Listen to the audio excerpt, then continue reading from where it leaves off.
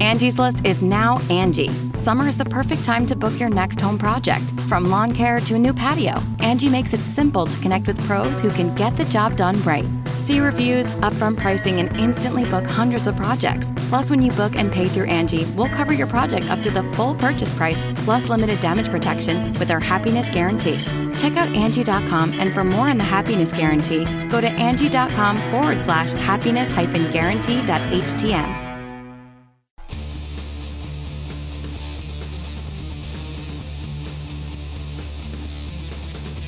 Hey, friendo, Steve here.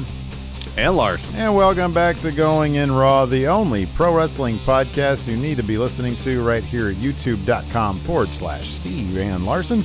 Available wherever podcasts can be found. And of course, taped live at the Twitch, twitch.tv/Steve and Larson. Of course, this weekend, we got a packed weekend. We've got Slammiversary, which I'm like 90% sure I'll be able to make for the live reactions. Lacey's got a fair on Saturday, and she's taking, I think she's taking Monica and Summer, my sister and my kid. So she should be fine. So yeah, we should be clear for Slammiversary.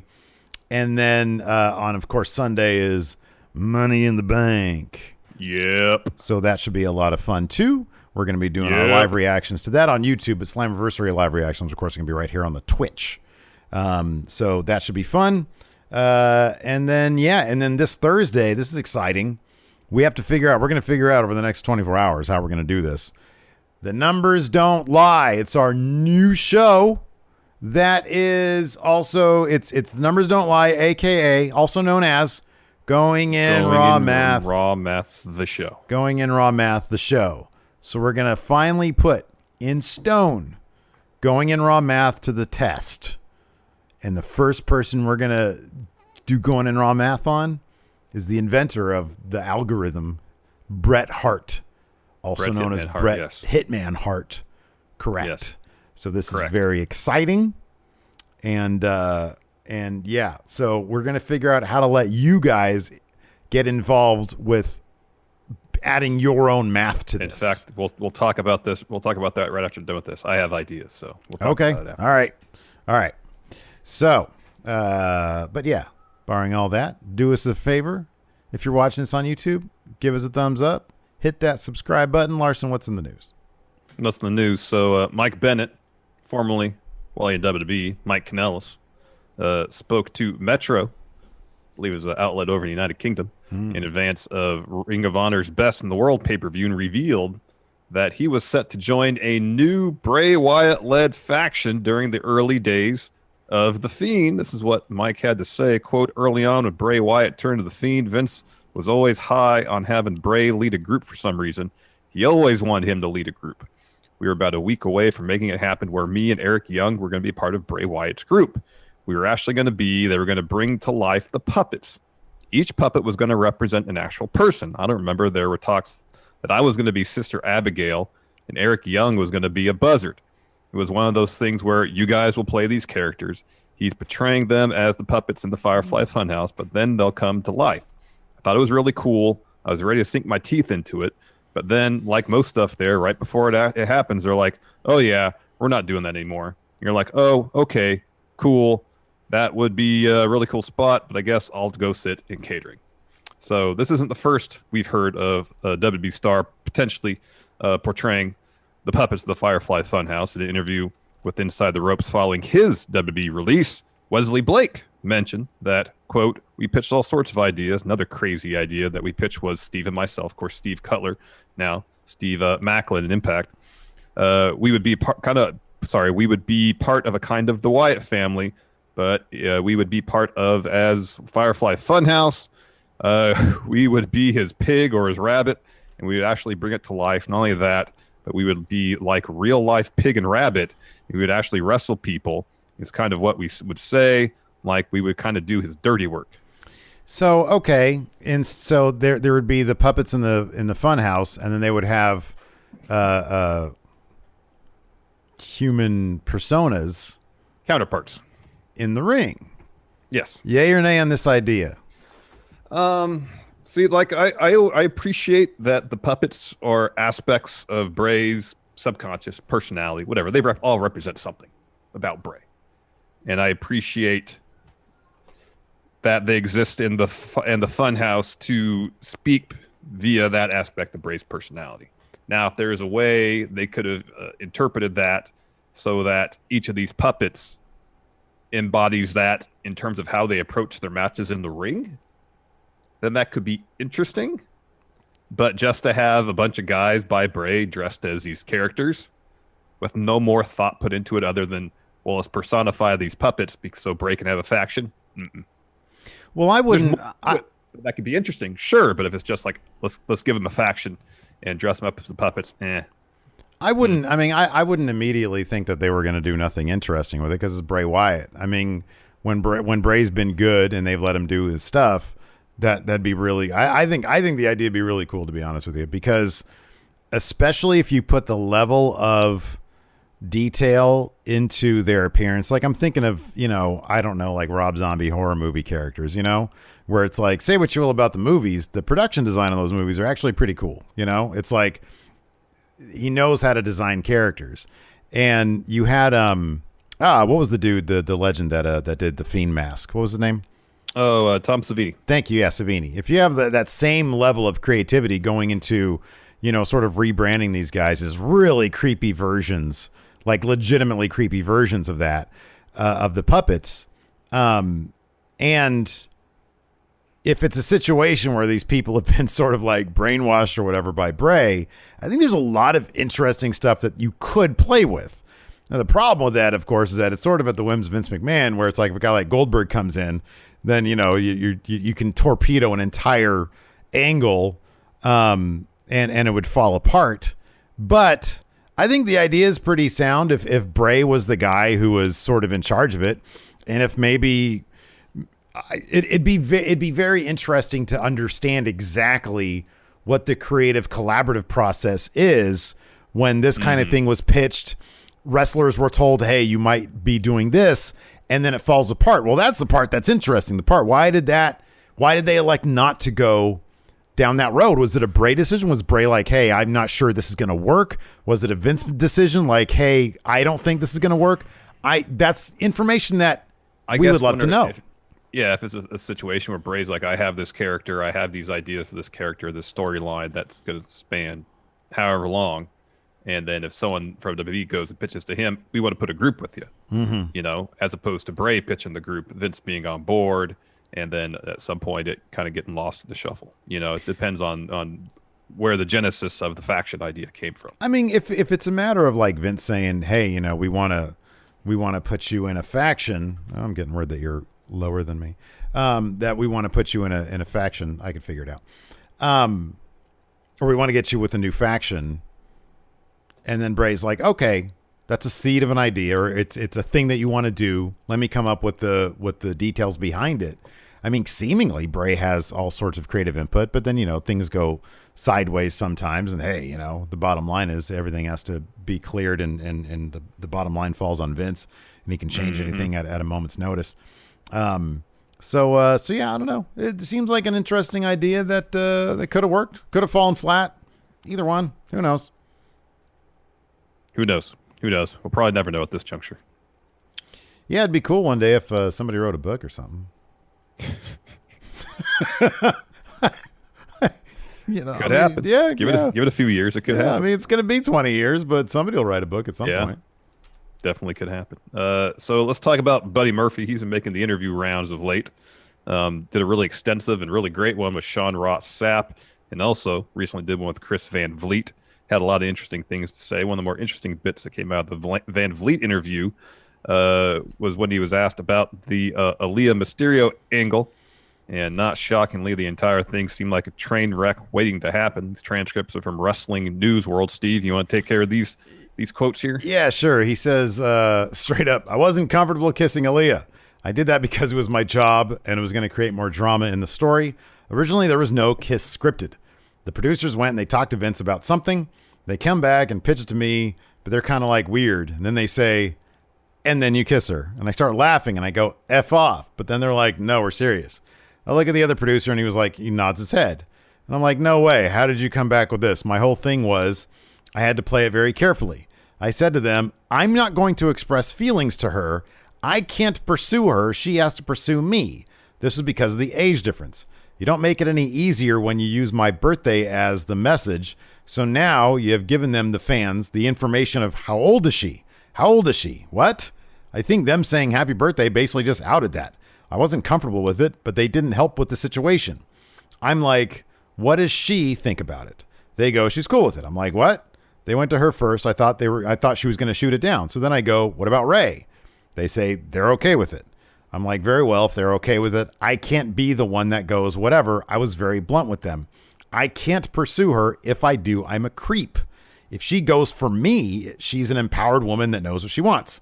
I think they sold her on a Hollywood-style kiss. He says, I'm not in Hollywood. What's a Hollywood-style kiss? They explain the camera shots.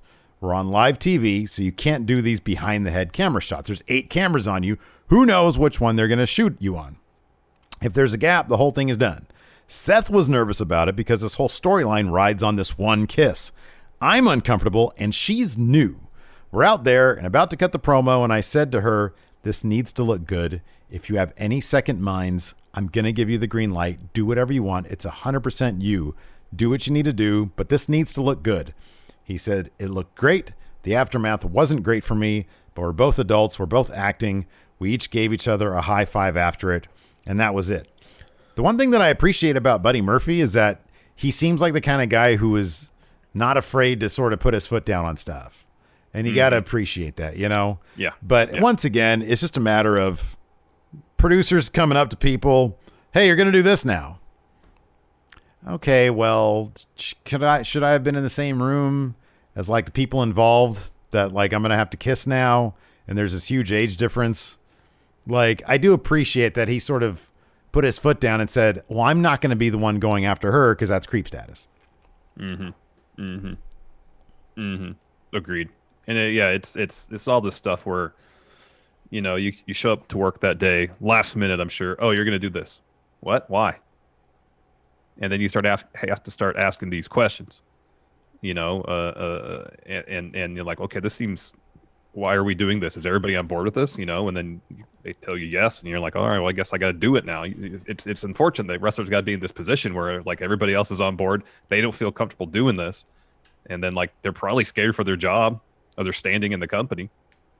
And so they have to follow through on things they're probably not comfortable doing.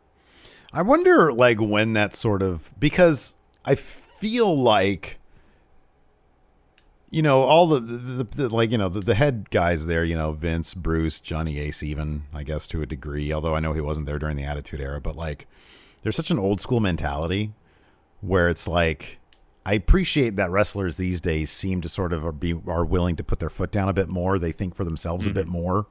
They think about how this looks, about what a current day audience would think about this, which is kind of a big thing. It's a massive thing. Because this is the kind of thing that it's like people would just do whatever in the Attitude Era.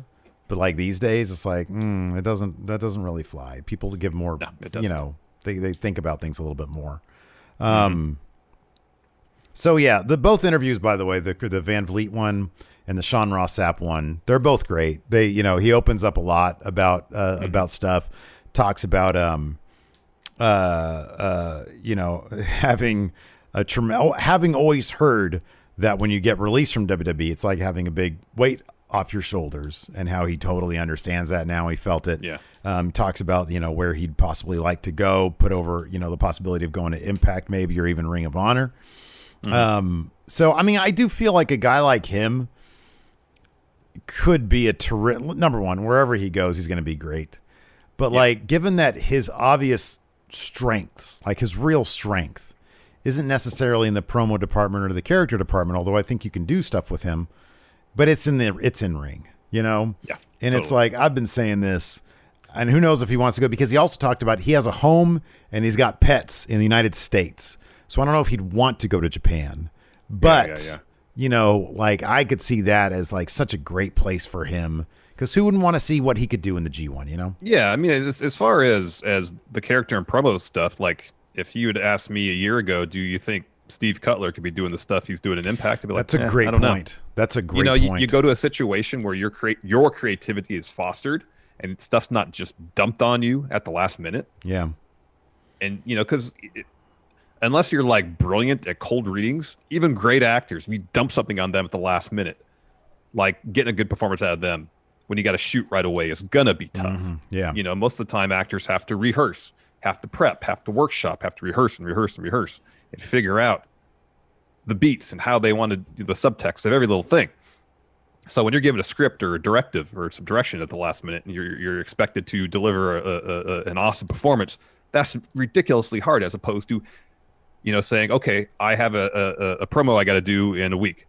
You get a week to work on it, a week to practice it, So who knows, once he's outside of the WB system, he could be a brilliant character guy. We just don't know. Yeah. Man, did you see, speaking of guys outside the system, did you see that? And it boggles my mind why, like, more vignettes like what we saw with Macklin and Impact, and then the one with Alexander Wolf, Axel Tischel, I think that's his name. It like the latest one, I just saw it today. It's awesome. It looks it's so cinematic. It's so cool. And it's really simple. It's like 2 minutes long or something like that. It's just filmed really nice. And it's like these days, like you could get any crappy ass camera for like $600 and film something that looks great if you got a decent lighting. You could use this. With this. Yeah, exactly. And it's bizarre to me that like Morrison goes with his GoPro and does this awesome thing where he comes out of the lake and then like kicks a bottle or whatever. And I feel like that stuff is like, that's the kind of stuff that I want to see in WWE, That should be the norm, I know. And it's weird to me. Like sometimes they do it. Some like the Dark Father stuff with Alistair I thought was good, and then they just got rid of him. Yeah. So like sometimes they do that stuff. I'm gonna say they never do it, but it's like, man, it should be like everybody should get that level of like. Well, here's the thing. It's like they're so married to a certain presentation of their show, where if they have this kind of stuff, like the Morrison video, the stuff Mustafa Ali used to do all the time, that on a handful of occasions showed up on Raw or SmackDown. But if like they incorporated that kind of stuff more often, as opposed to just another backstage interview, another in-ring promo, it would really freshen up the presentation, provide some much needed energy for the show that's often lacking. Yeah, I feel like that stuff is usually kept on like NXT. NXT, you get that kind of stuff. Like the Tian Shaw stuff on NXT is really good. Yeah. And it's like, man, that's why I always look at NXT. I'm like, dude, this is kind of like what I want wrestling to be, but I don't Apparently not what Vince wants wrestling to be. Nope. So we didn't watch Ring of Honor's Best in the World. At least I know I didn't. Did you check any of it out? I watched it in the form of Twitter clips. Yeah, it sounded like it was a pretty good show. Yeah, cool stuff going on. A new Ring of Honor World Champion. Yeah. Congratulations, Bandito. He's now both Ring of Honor and PWG champion at the same time. Correct. Do you know the only other two people who have been champions at the same time, PWG and Ring of Honor? Is Adam Cole one of them? Yes. And it's a pretty easy answer. Kevin Steen? You got it. Well done. Look at that. You should go on Quizzlemania again, dude. I should. Yeah. Let's take a quick break here to get a word from the sponsor in for today's show, Liquid Death. So, Steve, it's time for a true story. Nice. So I rolled up to the fair a couple weeks back with 16.9 ounces of ice-cold Liquid Death in my hand, and some dude working there stopped me and said, "Excuse me, sir. Sorry, you can't have that beer here." Well, I'm assuming at that point you looked him in his beady little eyes and you hit him with a Stone Cold Stunner. Well, no. I just showed him this awesome-looking tall boy can, and he said, "Oh, you got a Liquid Death there. Sorry, carry on. Enjoy your day," which I did. Man, yeah. And then did you give him a Luthez press followed by fast hands? No, of course not. But the water within this Liquid Death can did indeed brutally murder my thirst, hence the name on the can. And it's great that it's in a can because unlike plastic bottles, which mostly end up in a landfill, aluminum cans are infinitely recyclable. See here, plastic bottles are a money loser for recycling centers, but aluminum cans actually make them a profit. Also, Liquid Death donates 10% of their profits from every can sold to help bring death upon plastic pollution. So if you want to kill off your thirst and trick fair workers that you're drinking a beer, Go to liquiddeath.com/GIR to get a free set of cozies with your first order of any case of water. Or grab some of your neighborhood Whole Foods or 7-Eleven. It's very refreshing. I want one of those. Where's I want some liquid? All right, before we get back to the show, let's get in a word from today's sponsor, Raycon. So, Larson, Yeah. I know we're like a lot of friendos out there. We got a lot going on this summer. Oh, yeah. And whether I'm walking the Vegas Strip SummerSlam weekend or just walking through my neighborhood, getting a little bit of exercise, if I'm on the move and still want to keep up with the freshest jams or stay up to date on my podcasts, I bring my Raycons with me. Yeah, man. My Raycons are perfect for my morning wind sprints because they give me crisp, powerful beats at half the price of other premium brands. Plus, they look great and feel even better. Raycons come in a wide variety of colors and with customizable gel tips for a super comfortable in-ear fit.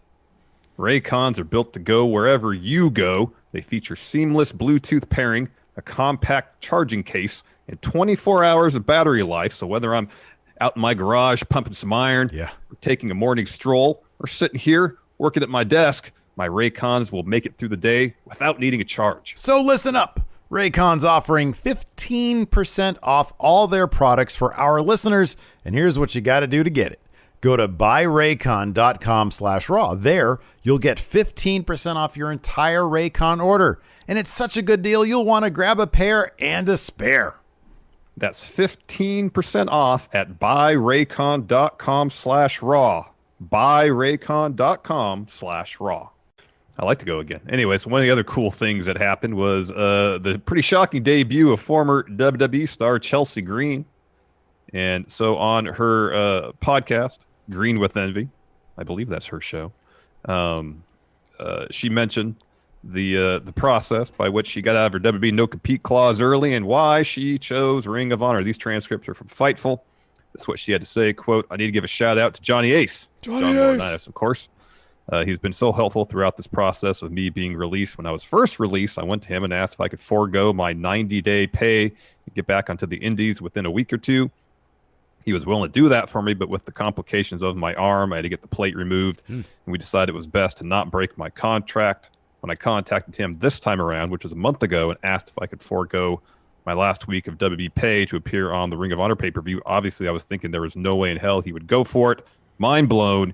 He contacted the lawyers at WWE and had me out of my contract on July 7th as opposed to July 14th. I'm so grateful for Johnny Ace.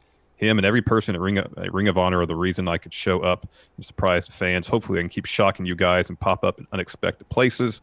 There's one reason why I decided to stay a free agent and work for as many companies as possible for the next 6 months. I'm trying not to lock myself into one company. I want to experience all the places that I wasn't able to experience before I signed with WWE, which leads me to Ring of Honor. Ring of Honor was actually number one on my list for years before WWE signed me. I tried to get on Ring of Honor, but the place or the timing or whatever of their shows never worked in my favor, so I never had my debut. When I was released, Maria Kanellis is one of the first people I reached out to say, "Hey, I got fired, but I really want to work for you. I would love an opportunity there." After 7 years of wrestling, I finally got an opportunity at Ring of Honor, and I'm very excited.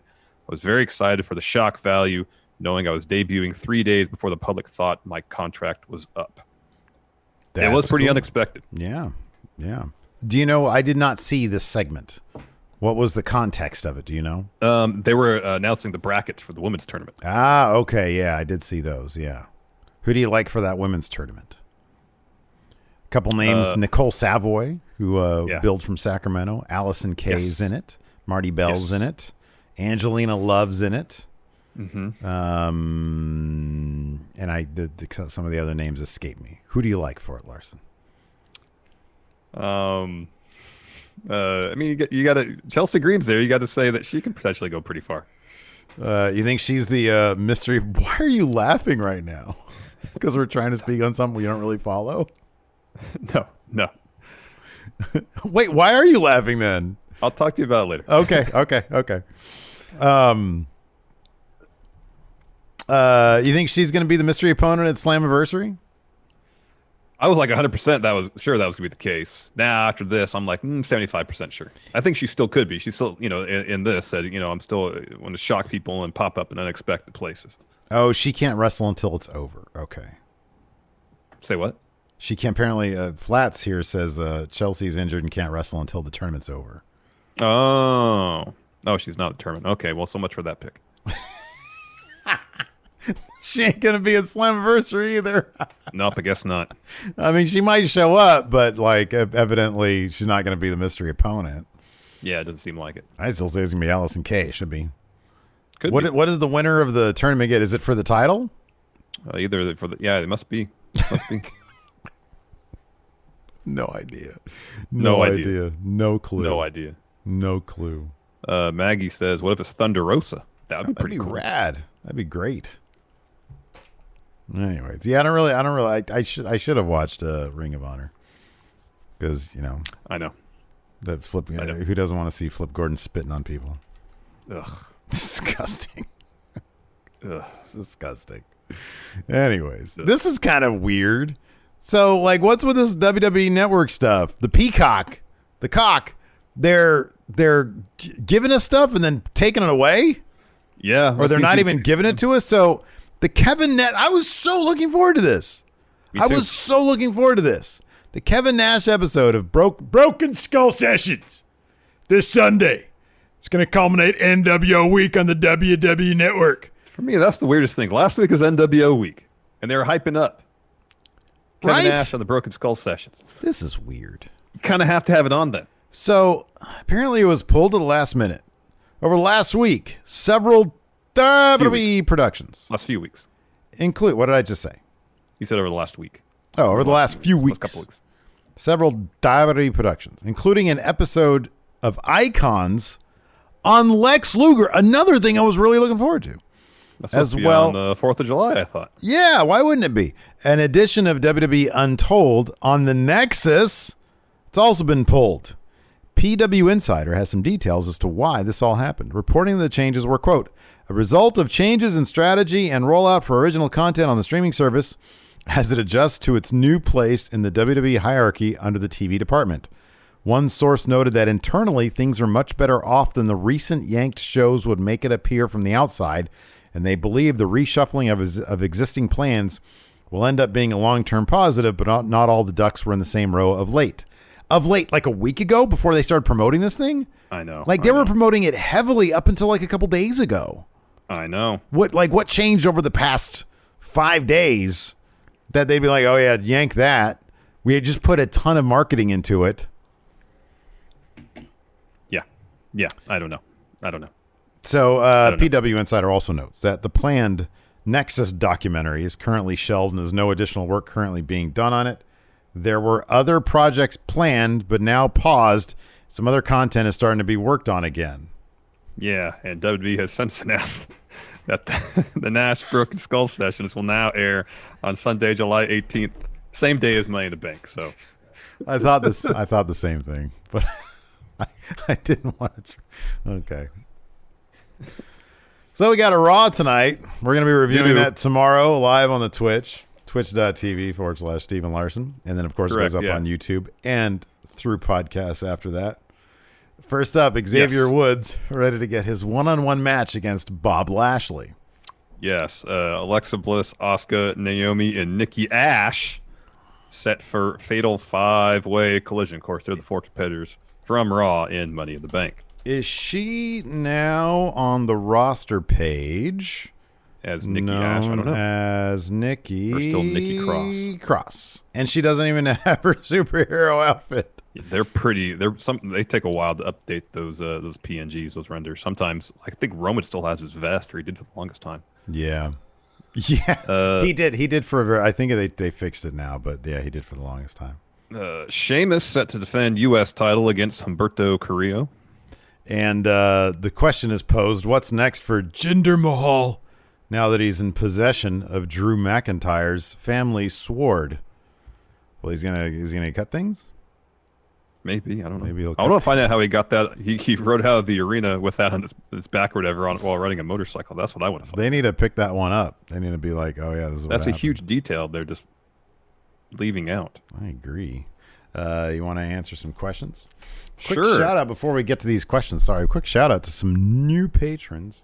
Had a couple new patrons over the weekend. Of course, when I mentioned earlier, the numbers don't lie. It is a Friendo Club TV exclusive. So $5 patrons get access to the Numbers Don't Lie this Thursday. You can participate during the live taping of it and then watch it after the fact. Also, new Twitch subs, YouTube channel members as well get access to it. Don't Look at Him is a new patron. David Eaton and Jay Wobbles, all new patrons. $5 and up, you get the bonus content, and it goes a long way towards supporting Going in Raw. Oh man, Dr. Monty showed up and just dropped a ton of subs on us. We'll read those subs. Themselves. We'll read those subs in our post show today. First, let's answer some of these questions we got here on the Twitter. From cool. B-Man Patrick Sparks. So I just had trouble back home from California and I was miserable. How will wrestlers going back on the road change? Will they not do house shows going forward? Have a much lighter schedule and more time to be with their families as they have been. Will they do an off season? I believe the schedule now is they're doing SmackDown obviously on Friday, and I think they're doing shows at least one day of the weekend and then Raw Monday, and then that's it. Okay, cool. At least the first round of dates that were announced. Yeah, we'll see if that holds.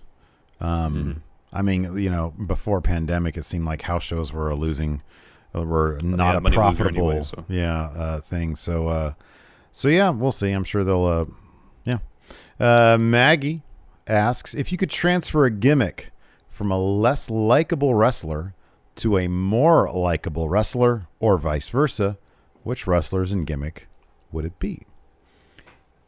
Trying to think of a gimmick for a wrestler that I'm not really into. Oh, this is it. You take the finest gimmick, Kona Reeves. Yeah, that's good. Give it to Cesaro. Oh, wow. I don't think I could do better than that. How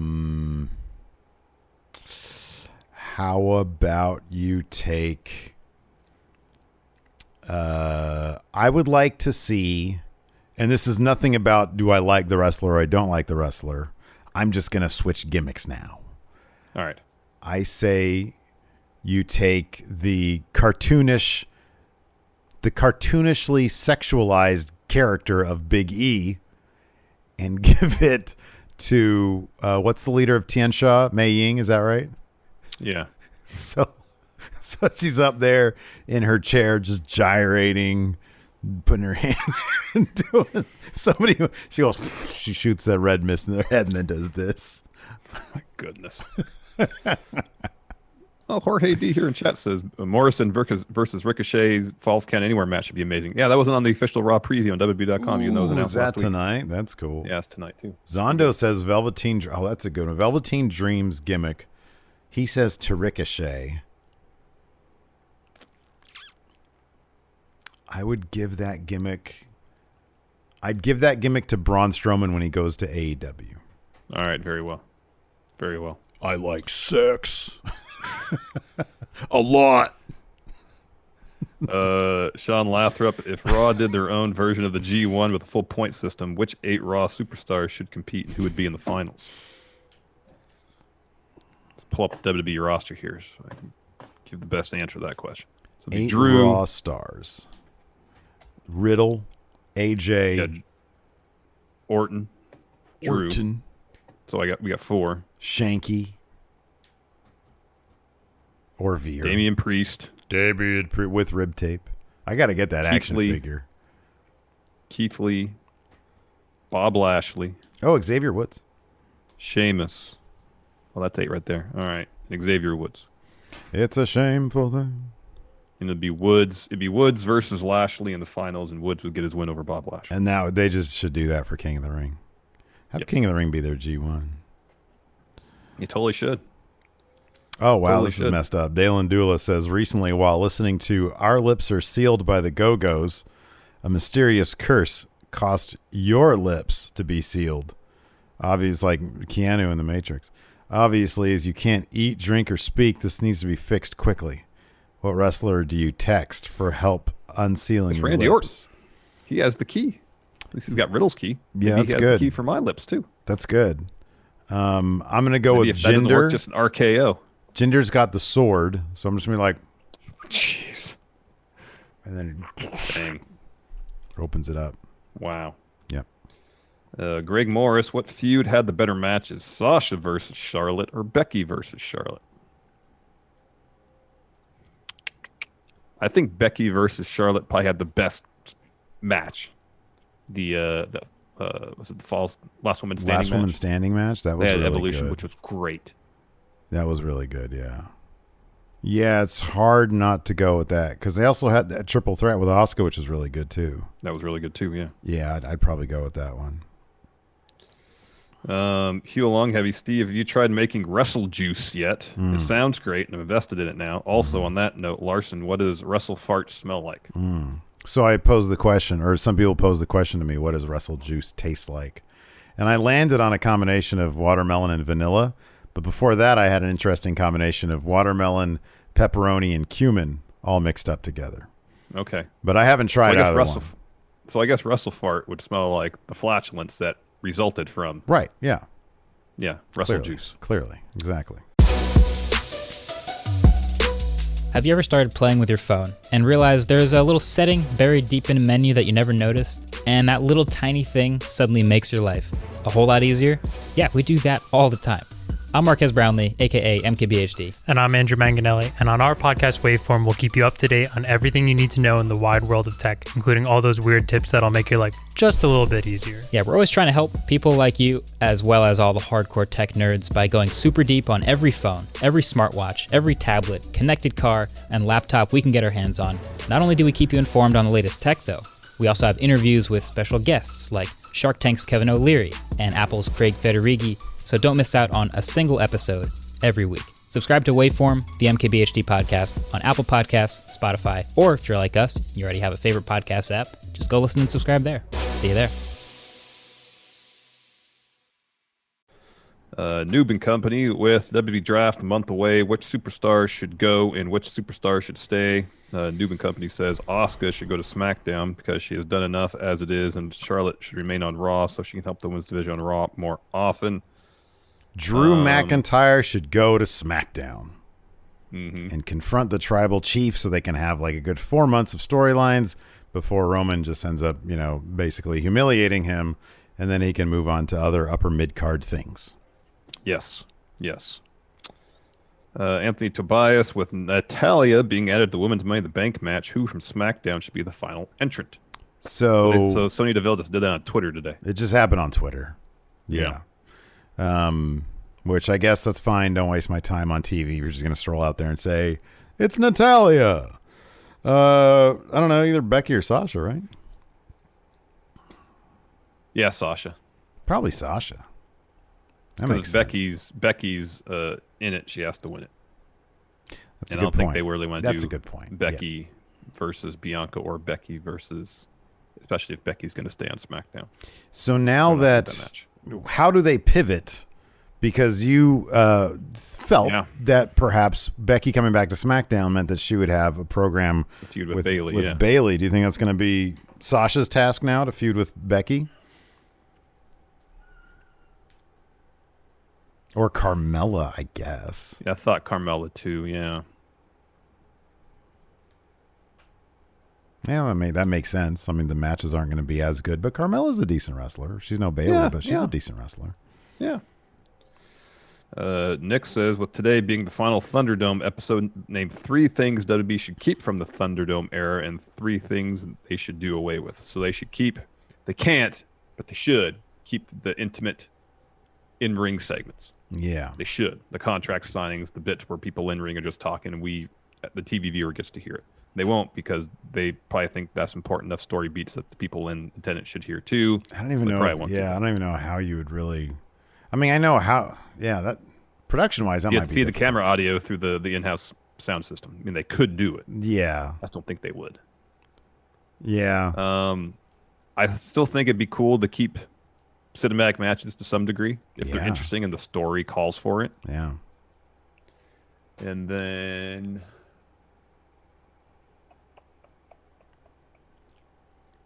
I mean, 3 things. I don't know, because the thing is, once they got to Thunderdome, there really weren't that many deviations from when they were live. You know, Here's another thing they absolutely can't do. It'd be cool if they could find a way. You know, when someone makes their entrance and they have pyro not just on the stage but all around the venue. Mm-hmm. Oh yeah. No, keep that, and then just hey, wherever you're sitting, good luck. Hopefully you don't explode. Okay, what are 3 things that they should do? Well, number 1, do away with the idea. Everything else. Yeah, no more Basically Thunderdome. Like get rid of. Don't ever put another person on LED. Don't ever do that. Get rid of that. By the way, I'm sorry, I'm done with it. Get rid of the 8K camera. The 8K camera. That thing is ugly as crap. They barely use it anymore. They don't really use it that much anymore. The NBA was using it incessantly last night. It was so ugly. I don't like it. Get rid of the 8K. Don't like it. You know what they should do? Somehow, now again, they can't do this. Make it so that people can launch themselves over the barricade. Like when Ricochet fun splashed John Morrison. Yeah. That was rad. Well, they could maybe do that, where the curve of the barricade is, where there's nobody sitting. Mm-hmm, yeah. They could do that. It'd just be harder, I think, from a production standpoint, because if